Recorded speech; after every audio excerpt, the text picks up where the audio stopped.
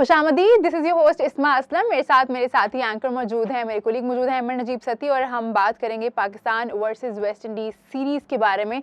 3 ओडीआईज़ की ये सीरीज़ है और ये ओरिजिनली तो खेली जानी थी दिसंबर में, जब लास्ट वेस्ट इंडीज़ ने पाकिस्तान का दौरा किया था। 3 टी20 इंटरनेशनल्स और 3 ओडीआईज़ स्केजुअल थे, लेकिन टी20 के बाद जो था आउटब्रेक हुआ वेस्ट इंडीज़ के कैंप में कोविड का, और ये जो ओडीआई सीरीज़ थी इसको पोस्टपोन करना पड़ा। जब पोस्टपोन किया गया तो ये मैचेस स्केजुअल थे रावलपिंडी में होना, उसके बाद पॉलिटिकल अनरेस्ट की वजह से अब इसको शिफ्ट कर दिया गया है मुल्तान में। और अगर मुल्तान की हम बात करें तो मुल्तान में कितनी गर्मी होती है, और जून के महीने में टेम्परेचर जो है वो हमेशा 40s में रहता है, बहुत गर्मी पड़ती है। और इसी गर्मी के इफेक्ट को थोड़ा सा कम करने के लिए मैचेस का जो टाइम है वो लोकल टाइम 4 बजे के मुताबिक जो है मैचेस शुरू होंगे। सबसे पहले हम बात करेंगे कौन से प्लेयर्स जो हैं वो इन हैं, कौन से प्लेयर्स जो हैं वो आउट हैं। और इसी की बात करने के लिए, जैसा कि मैंने आपको पहले बताया, मेरे साथ मौजूद हैं अहमद नजीब सती। अहमद, बहुत शुक्रिया आपका हमें ज्वाइन करने का शो में। सबसे पहले बात कर लेते हैं कौन से प्लेयर्स जो थे जो पिछली सीरीज में थे और अब नहीं हैं। इससे पहले कि हम ये बात कर लें कि कौन से प्लेयर्स थे, पहले थोड़ी मुल्तान के ऊपर बात कर लेते हैं। मुल्तान पे वेन्यू आ गया। क्या पाकिस्तानी प्लेयर्स ने इससे पहले इतनी गर्मी में खेला है? हाँ, यस, बिल्कुल खेला है। टफ ज़रूर है, बहुत मुश्किल होता है। मुल्तान में बहुत ज़्यादा गर्मी होती है, हम सब जानते हैं। पाकिस्तान, जैसे हम आपको पता है, एक डेकेड तक तकरीबन हम यूएई में क्रिकेट खेलते रहे हैं, और वहाँ पे तो कभी कभी 50 भी टच कर जाता है सेंटीग्रेड। तो उस मुश्किल जगह पे भी हमारे प्लेयर खेल चुके हैं, यानी एक्सट्रीम वेदर में खेल चुके हैं। हाँ, उन्होंने इसमें से चले सारों ने नहीं, लेकिन कुछ ने वो एक्सपीरियंस किया हुआ है और वो चीज़ें। और वैसे भी हमारे प्लेयर्स कभी ना कभी कोई कभी कोई छोटी लीग हो रही होती है प्राइवेट, या इस तरह से कुछ ना कुछ क्रिकेट वहाँ पे खेलते हैं।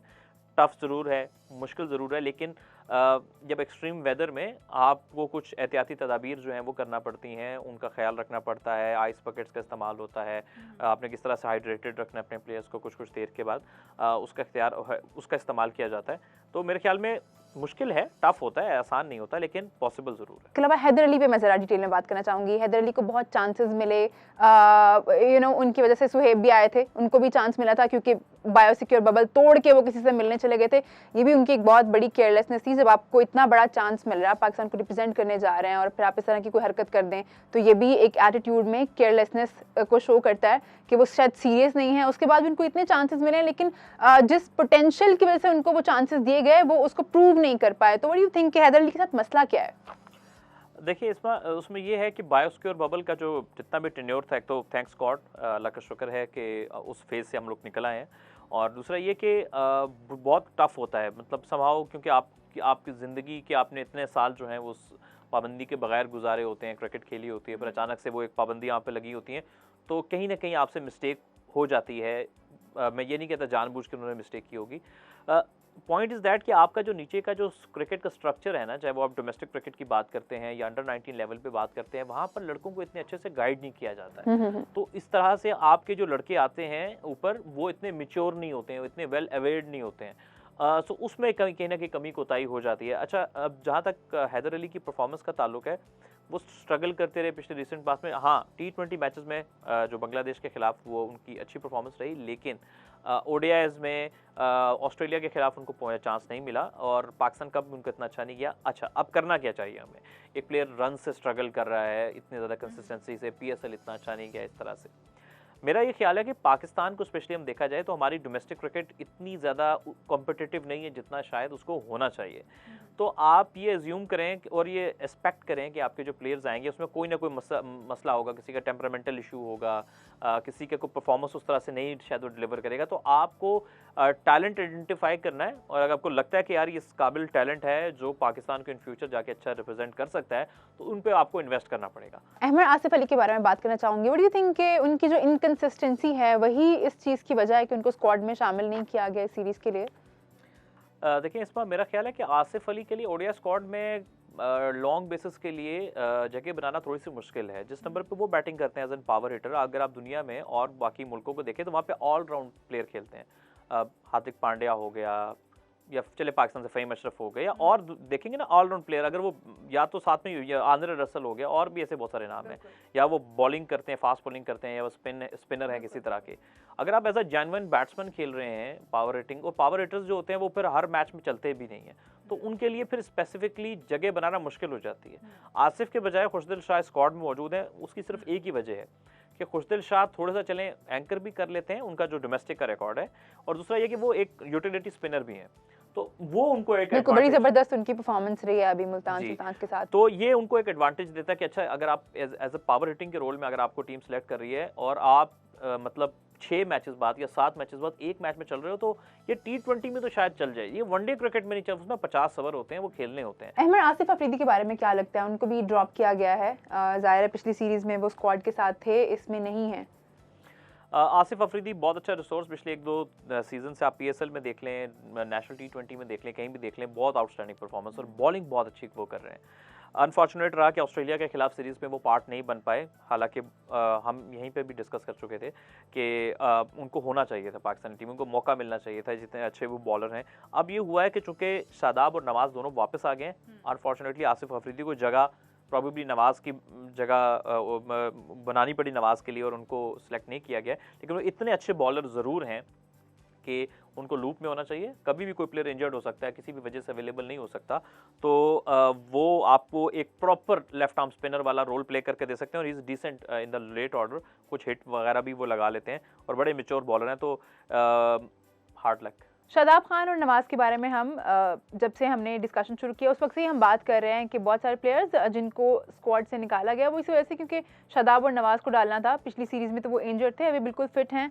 क्या लगता है कितना फ़र्क पड़ेगा पाकिस्तान टीम को उनके आने से? बहुत फ़र्क पड़ेगा जी पाकिस्तानी टीम को, क्योंकि आपको याद होगा ऑस्ट्रेलिया के खिलाफ सीरीज़ में बहुत प्रॉब्लम हो रही थी पाकिस्तान को स्पिन अटैक के ऊपर, स्पेशली 2 आपके पास पार्ट टाइमर्स थे, एक खुशदिल शाह और इफ्तिखार पे, इफ्तिखार को आपको रिलाई करना पड़ रहा था, फिर एक डेब्यूटेंट जाहिद महमूद थे, तो इस ये मिला के हमारे जो स्पिन अटैक था वो काफ़ी कमज़ोर था।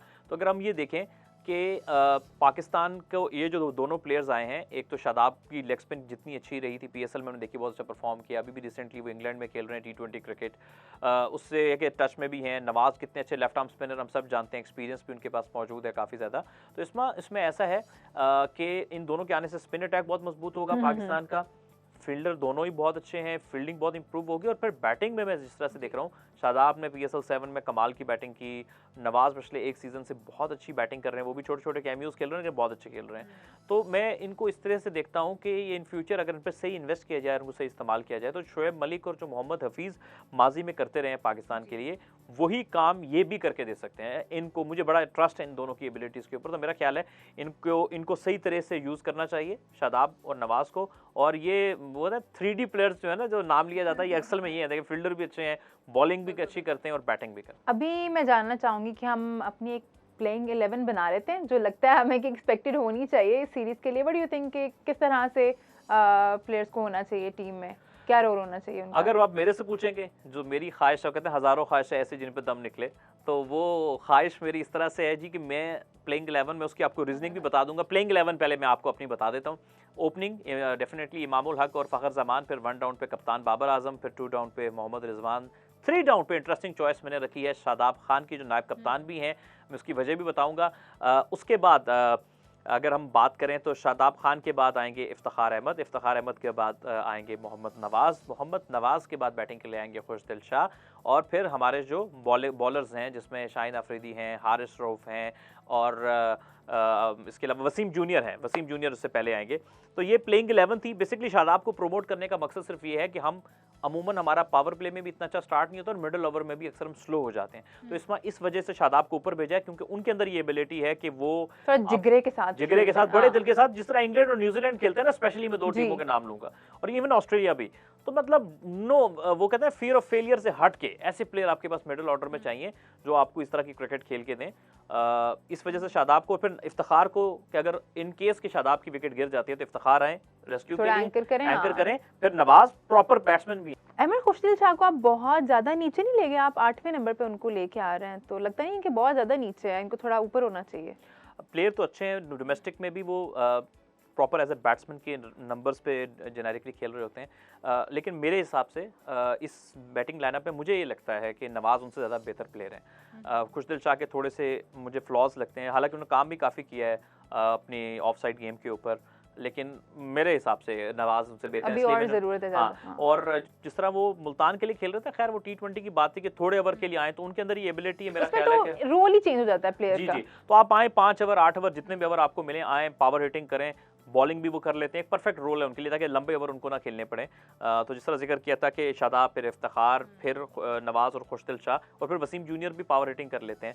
सो वसीम जूनियर का भी इंटरेस्टिंग पॉइंट है कि वसीम जूनियर क्यों, हसन अली क्यों नहीं, ये कई लोगों का सवाल। ये मैं पूछने ही वाली थी कि आपने वसीम जूनियर को क्यों प्रेफर किया हसन अली पे। एक तो हमें भी पता है कि हसन अली की जिस तरह की फॉर्म चलती आ रही है, बहुत लंबा ही अरसा हो गया है, वो रफ पैच जो था वो ख़त्म होने का नाम नहीं ले रहा। एक ये भी वजह हो सकती है, दूसरा मतलब फिर भी जब स्क्वाड में डाला है तो फिर वसीम जूनियर ही क्यों? जी, एक तो उनकी स्क्वाड पे इंक्लूजन भी थोड़ी सी हैरत अंगेज इस लिहाज से लगी कि हसन बहुत अच्छे प्लेयर हैं, लेकिन सिंस 2021 का जो T20 वर्ल्ड कप था तब से वो स्ट्रगल कर रहे हैं इंटरनेशनल क्रिकेट में, हमने देखा है उन्हें। उसके साथ फिर आप देखिए कि ठीक है रिसेंटली काउंटी में खेले, लेकिन county is a different ball game, वहाँ पे काफ़ी सपोर्टिव कंडीशंस होती हैं फास्ट बॉलर्स के लिए, उनसे क्रेडिट हम नहीं ले रहे हैं। तो मेरा ख्याल है कि इतने फास्ट बॉलर्स भी आपके पास मौजूद हैं, हसन अली को थोड़ी रेस्ट भी चाहिए, नॉन स्टॉप क्रिकेट खेल रहे हैं हसन अली, तो एक रेस्ट ज़रूरी है। और आपके पास वो लग्जरी है इस वक्त पाकिस्तान के पास, जितने फास्ट बॉलर्स हैं, अरशद इकबाल आपके पास मौजूद हैं, जमान खान आपके पास मौजूद है, सलमान इरशाद आपके पास, यानी यू कैन नेम इट। तो ऐसी मुझे को खास ज़रूरत समझ नहीं आई कि आपने हसन अली को फिर भी क्यों स्क्वाड में रखा है। तो कभी कभी प्लेयर ओवर फटीग की वजह से भी उस तरह से परफॉर्म नहीं कर रहा होता। फिर वसीम जूनियर ने ऑस्ट्रेलिया के खिलाफ जिस तरह पुरानी बॉल के साथ बॉलिंग की है, सेकंड और थर्ड ओडीआई में स्पेशली उनका बॉल रिवर्स हो रहा था, ऑस्ट्रेलियन बैटर्स को बहुत प्रॉब्लम हुई उनको खेलने में। तो मैं तो उनको एक बड़ा ज़बरदस्त रिसोर्स समझ रहा हूँ। पेस भी उनकी हसन से ज़्यादा है, उनकी गेंद में वो जान भी है, वो बाइट भी है। तो ये एक वजह जो मैंने जिस वजह से वसीम जूनियर को प्रेफर किया है हसन अली के ऊपर। Hasan Ali is a very good player, लेकिन मेरा ख्याल है कि इस वक्त उनको थोड़े से आराम की ज़रूरत है। वो आराम करेंगे तो माइट भी फ्रेश होकर आए तो और भी अच्छा परफॉर्म करेंगे। हाँ बिल्कुल, ये भी है।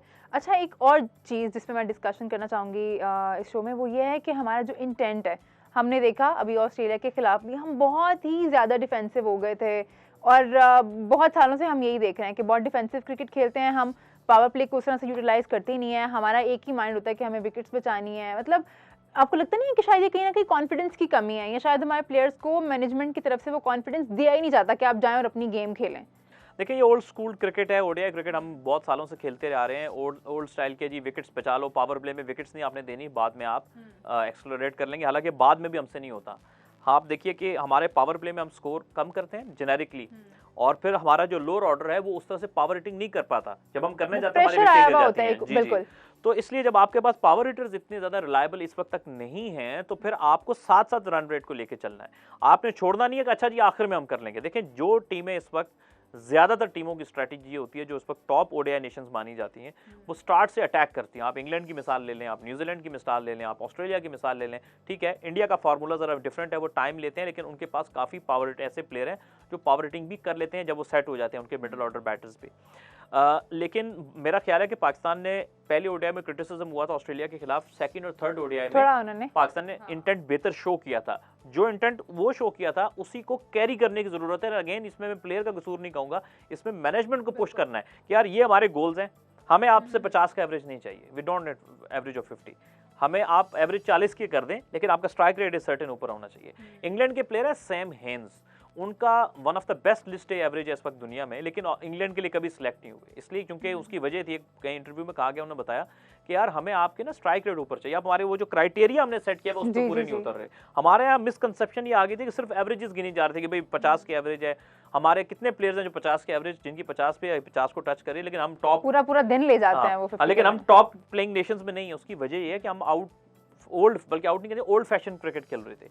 अच्छी बात, हमने पॉजिटिविटी के साइन दिखाए, और मैं इसी नोट पे हम इस वीडियो को आखिर में लेके चलेंगे कि हमें उसी एग्रेसिव माइंडसेट की ज़रूरत है जो हमने ऑस्ट्रेलिया के खिलाफ सेकंड एंड थर्ड ओडीआई में दिखाया। Thank you so much Ahmad, और आप लोगों का भी बहुत शुक्रिया हमारा साथ देने का। हमारी आपसे मुलाकात होगी अगले किसी शो में, अगले किसी वीडियो में। अपना बहुत ख्याल रखिए। अल्लाह हाफ़िज़।